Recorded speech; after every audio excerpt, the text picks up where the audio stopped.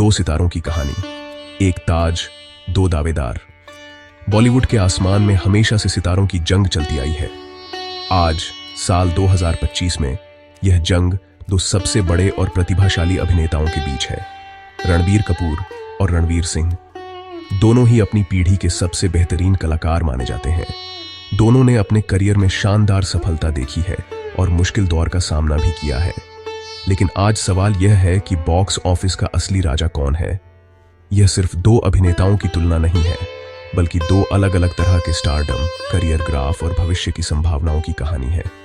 एक तरफ रणबीर कपूर हैं, जो कपूर खानदान की विरासत को आगे बढ़ा रहे हैं। उनका स्टारडम शांत और गहरा है। दूसरी तरफ रणवीर सिंह हैं, जिनकी एनर्जी और अनोखा अंदाज उन्हें भीड़ से अलग करता है। उनका स्टारडम जोरदार और दिखावटी है। यह कहानी सिर्फ फिल्मों की कमाई तक ही सीमित नहीं है। यह दर्शकों के प्यार, निर्माताओं के भरोसे और आने वाले कल की तस्वीर के बारे में भी है। कुछ साल पहले तक रणवीर सिंह का पलड़ा भारी लग रहा था। उनकी एक के बाद एक फिल्में बॉक्स ऑफिस पर धूम मचा रही थीं। वहीं रणबीर कपूर कुछ बड़ी फ्लॉप फिल्मों के बाद अपने करियर को संभालने की कोशिश कर रहे थे। लेकिन कोरोना महामारी के बाद हालात पूरी तरह बदल गए हैं। जैसे किसी फिल्म की कहानी में अचानक कोई बड़ा मोड़ आ जाता है, वैसे ही इन दोनों सितारों की किस्मत ने भी एक नई करवट ली है। आज रणबीर कपूर सफलता के शिखर पर हैं, जबकि रणवीर सिंह को एक बड़ी हिट की सख्त जरूरत है। इस दिलचस्प मुकाबले को समझने के लिए हमें थोड़ा पीछे जाना होगा। हमें देखना होगा कि दोनों ने अपना सफर कहां से शुरू किया, उनके करियर में कौन से बड़े मोड़ आए जिन्होंने उन्हें आज इस मुकाम पर पहुंचाया है। हमें यह भी विश्लेषण करना होगा कि महामारी के बाद ऐसा क्या हुआ कि बॉक्स ऑफिस का समीकरण ही बदल गया। किस तरह एक सितारा अर्श पर पहुंचा और दूसरा फर्श पर आ गया। यह सिर्फ हिट और फ्लॉप फिल्मों का खेल नहीं है, बल्कि यह सही समय पर सही फिल्म चुनने और दर्शकों के साथ एक मजबूत कनेक्शन बनाने की कला भी है। आने वाले कुछ साल यह तय करेंगे कि इस पीढ़ी का सबसे बड़ा सुपरस्टार कौन कहलाएगा। इस निबंध में हम इन दोनों सितारों के करियर की परतें खोलेंगे।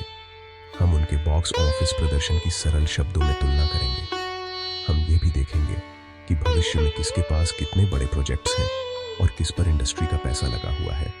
क्या रणबीर कपूर अपनी मौजूदा बढ़त को बनाए रख पाएंगे या रणवीर सिंह अपनी जबरदस्त वापसी से सबको चौंका देंगे। यह बॉलीवुड के सबसे रोमांचक मुकाबलों में से एक है और इसका नतीजा आने वाले समय में हिंदी सिनेमा की दिशा तय करेगा।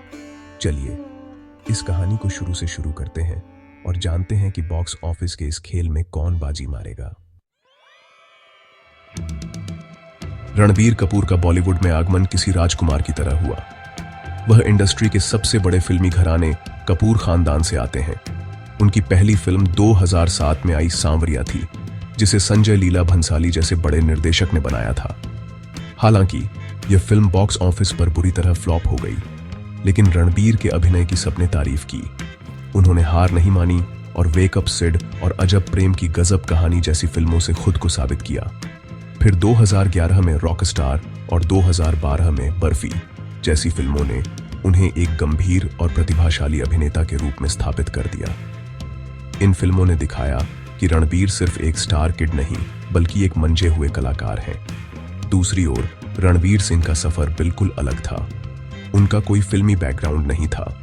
उन्होंने कई ऑडिशन दिए और संघर्ष किया। आखिरकार 2010 में यश राज फिल्म्स ने उन्हें बैंड बाजा बारात में मौका दिया। यह फिल्म एक बड़ी हिट साबित हुई और रणवीर सिंह रातों रात स्टार बन गए।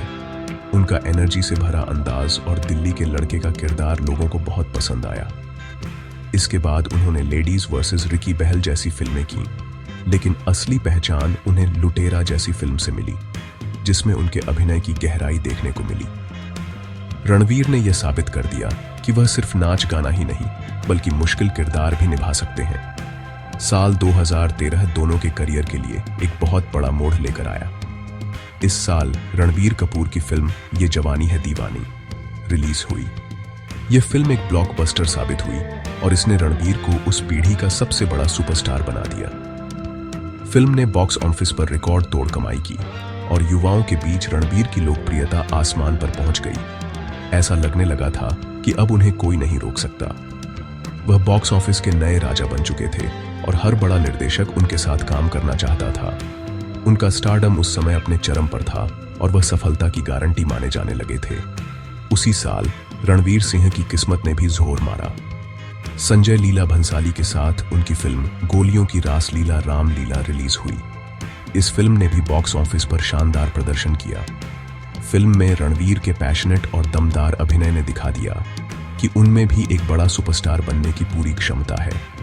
जहां रणवीर ये जवानी है दीवानी से यूथ आइकन बन गए थे, वहीं रणवीर रामलीला से मास ऑडियंस के हीरो बन गए। 2013 ने इन दोनों अभिनेताओं को आमने सामने लाकर खड़ा कर दिया था।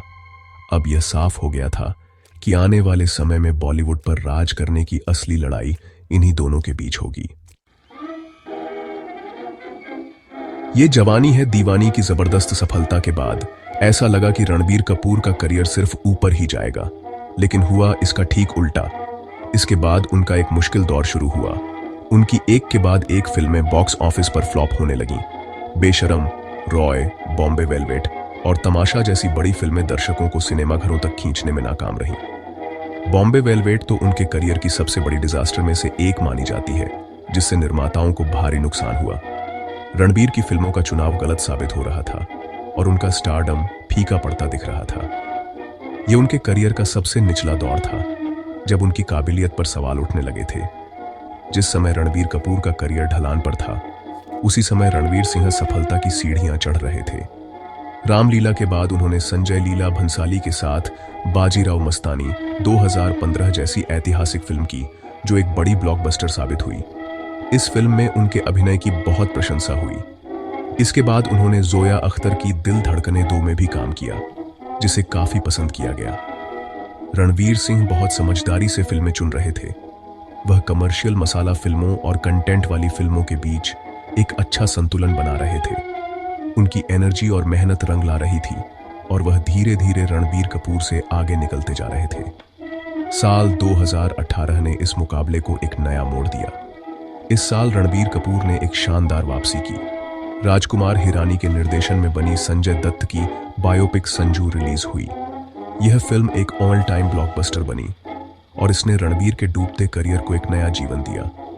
फिल्म ने 300 करोड़ से ज्यादा की कमाई की और रणबीर के स्टारडम को फिर से स्थापित कर दिया। ऐसा लगा कि रणबीर वापस फॉर्म में आ गए हैं, लेकिन यह खुशी ज्यादा दिन तक नहीं टिक सकी, क्योंकि असली तूफान तो रणवीर सिंह लाने वाले थे, जिसने बॉक्स ऑफिस के सारे समीकरण बदल दिए। उसी साल 2018 में रणवीर सिंह ने बॉक्स ऑफिस पर टहलका मचा दिया। पहले संजय लीला भंसाली की विवादित लेकिन सुपरहिट फिल्म पद्मावत आई, जिसने 300 करोड़ का आंकड़ा पार किया।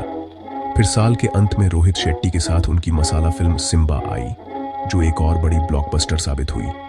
इसके तुरंत बाद 2019 में गली बॉय आई, जिसे समीक्षकों और दर्शकों दोनों ने सराहा। एक के बाद एक 3 बड़ी हिट फिल्में देकर रणवीर सिंह ने खुद को निर्विवाद रूप से उस समय का सबसे बड़ा और सबसे भरोसेमंद स्टार साबित कर दिया। महामारी से ठीक पहले रणवीर सिंह बॉक्स ऑफिस के अनडिस्प्यूटेड राजा बन चुके थे और रणबीर कपूर उनसे काफी पीछे छूट गए थे। कोरोना महामारी ने पूरी दुनिया के साथ साथ बॉलीवुड का गणित भी बदल दिया। जब सिनेमाघर दोबारा खुले तो दर्शकों का टेस्ट बदल चुका था। इस नए दौर में रणवीर सिंह का जादू फीका पड़ गया। उनकी एक के बाद एक 3 फिल्में बॉक्स ऑफिस पर डिजास्टर साबित हुईं। कबीर खान की बहुप्रतीक्षित फिल्म 83, जिसे एक अच्छी फिल्म माना गया, कमाई करने में असफल रही और निर्माताओं को लगभग 150 करोड़ का नुकसान हुआ। इसके बाद जय शभाई जोरदार और रोहित शेट्टी की सर्कस भी बुरी तरह फ्लॉप हुई। इन फिल्मों की असफलता ने रणवीर की ब्रांड वैल्यू और उनकी स्टार पावर पर एक बड़ा सवालिया निशान लगा दिया। अचानक जो सितारा सबसे चमक रहा था, वह अंधेरे में खो गया। इसके विपरीत महामारी के बाद का समय रणबीर कपूर के लिए एक नई सुबह लेकर आया।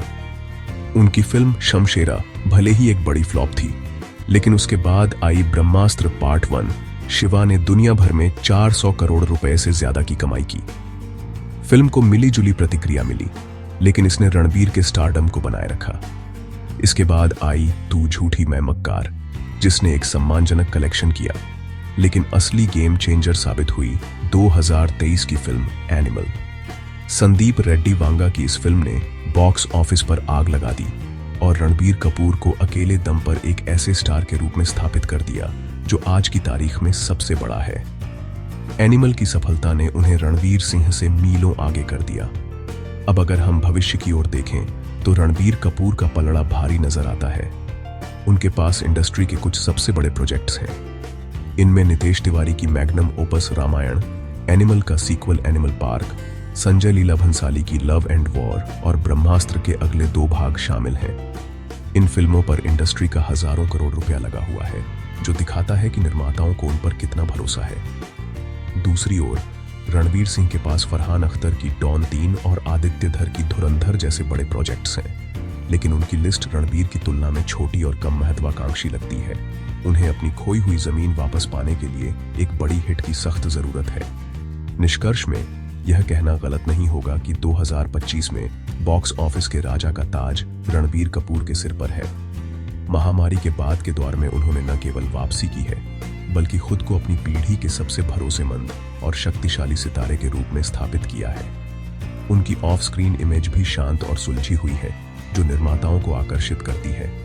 वहीं रणवीर सिंह को अपनी फिल्मों के चुनाव और अपनी पब्लिक इमेज पर ध्यान देना होगा, ताकि वह इस रेस में दोबारा मजबूती से खड़े हो सकें।